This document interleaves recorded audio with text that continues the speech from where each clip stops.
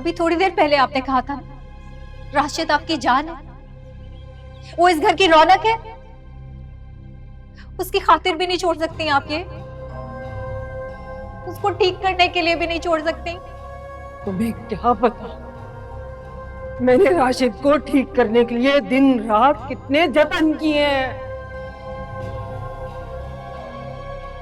अपना अमल ही तोड़ने के लिए दिन रात कोशिश करती रही,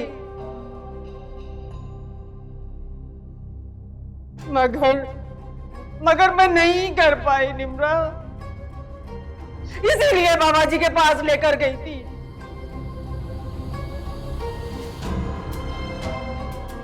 वो भी छोड़कर चले गए। मानिए बीबी, आपको समझ नहीं आई है, अल्लाह ने आपको इशारा दिया है, मोहलत दी है आपको, छोड़ दे ये सब, तौबा कर ले अल्लाह मियां से।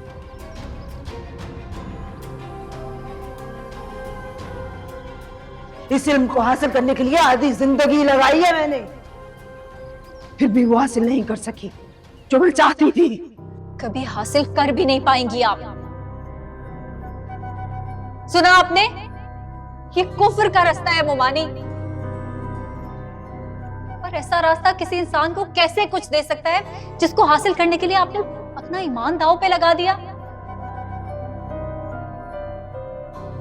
किसी को भी किसी ऐसे रास्ते पे चल के कैसे कुछ हासिल हो सकता है जो रास्ता आपको आपके ईमान से ही गाफिल कर दे। राशिद की तरफ देखे वो मानी, क्या हालत हो गई है उसकी।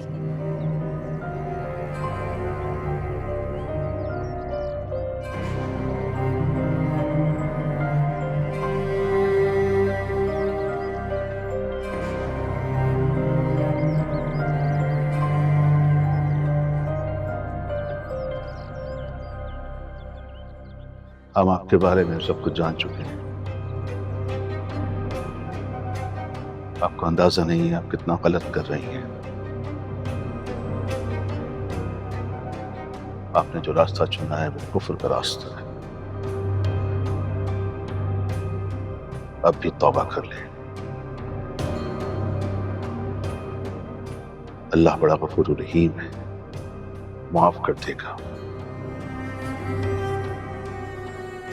उसने आपका पर्दा रखा है तो हम भी आपका पर्दा रखेंगे। अगर आप हमारी बात नहीं मानना चाहती तो इसी वक्त हमारे घर से निकल जाएं।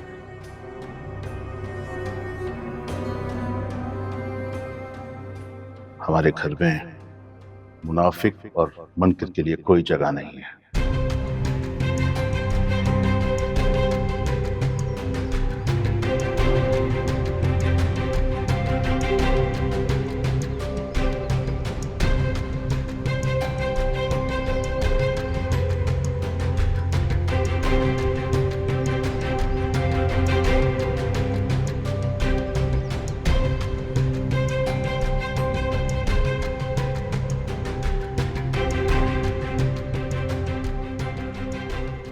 शबीर मेरे बारे में सब जान गया है।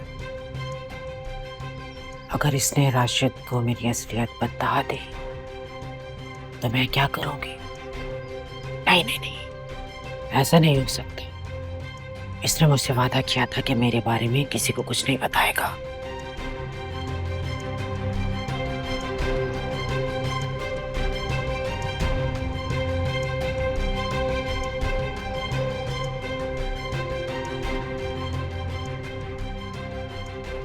मोमानी, हाँ?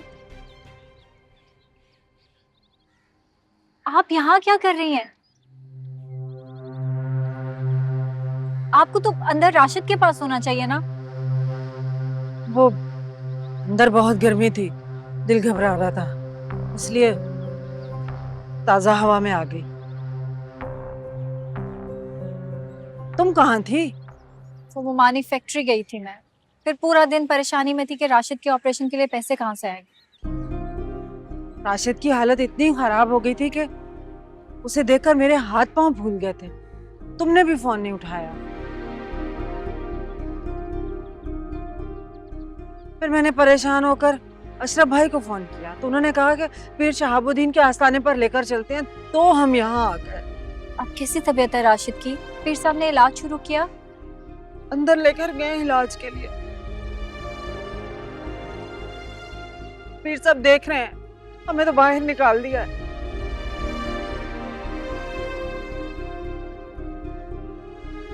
तुम जाओ, शायद तुम्हें जाने दें। मैं देखती हूँ।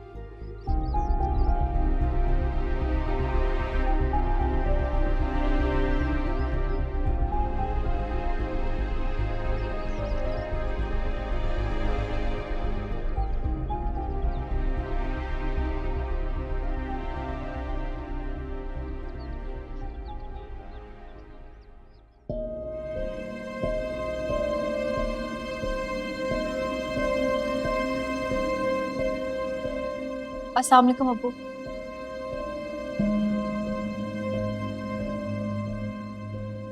रोज़ाना, कहाँ है राशिद? पूछा है मैंने तुमसे, राशिद कहाँ है?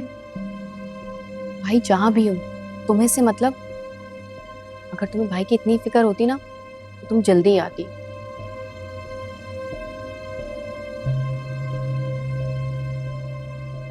मैं घर गई थी, ताला लगा हुआ था। इतनी कॉल्स की तुम लोगों को, तुम रिसीव ही नहीं की। हाँ तो तुम कौन सी हमारी कॉल रिसीव कर लेती हो? तुम्हें पता है अम्मी ने तुम्हें अपने मोबाइल से 10 कॉल्स की हैं और भाई के मोबाइल से इतनी ही कॉल की होंगी, मगर तुमने एक कॉल नहीं अटेंड की और मिस कॉल देखकर तुमने कॉल बैक भी नहीं की।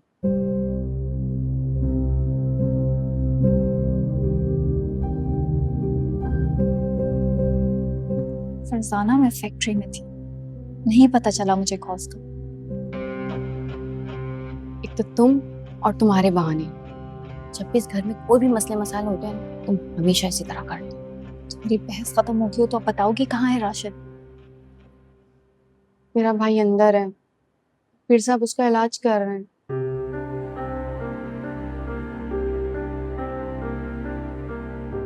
हम सबको बाहर निकाल दिया है, तुम्हें भी अंदर जाने नहीं देंगे। बेहतर है कि यहीं बैठ के भाई का इंतजार करो।